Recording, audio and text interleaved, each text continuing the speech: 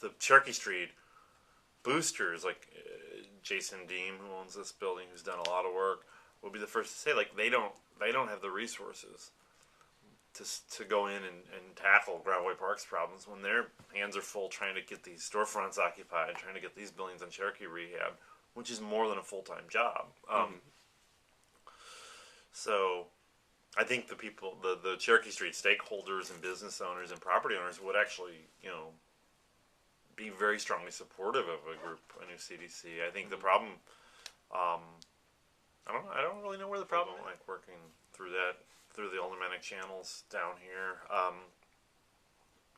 There was a big kind of dispute a couple years ago when Steve Smith, who owns the Royale, wanted to open up a bar down here, and Craig Schmidt created or renewed this moratorium on liquor sales on Cherokee Street on his side of the street, in the 20th Ward. The 9th Ward, Ken Ortman is the alderman, is just wide open. There's no special restrictions on licensing or permitting, and so Steve and others felt that it was a very unfriendly to business kind of attitude when the kinds of bars that are likely to open up down here are not going to be rough bars. They're probably going to be like the Fortune Teller, which just opened up. They're going to be bars that sell $12 cocktails and the $6 import beers, Yeah.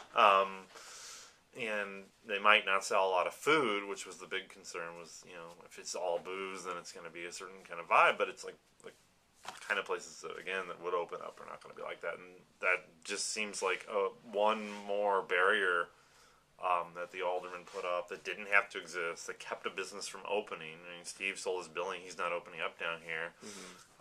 Kept tax revenue from flowing. And it's something you wouldn't have to deal with in other wards or other areas. And we've got the same kind of problem with, or perception of that with a lot of uses. I think a lot of people think that for a while, Cherokee Street has been a very difficult place for small businesses and property owners to get things done. A long time, there have been two different aldermen in Cherokee.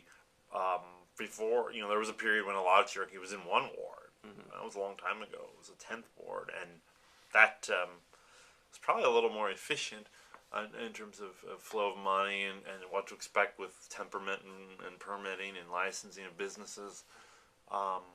But for the better part of the last decade, there have been two aldermen, Ken Ortman and Craig Schmidt.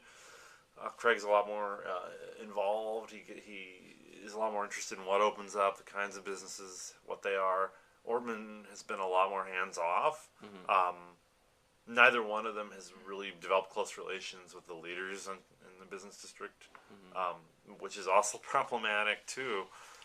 You'd think Cherokee Street's getting all this regional attention that the alderman will want to be a part of that in some way.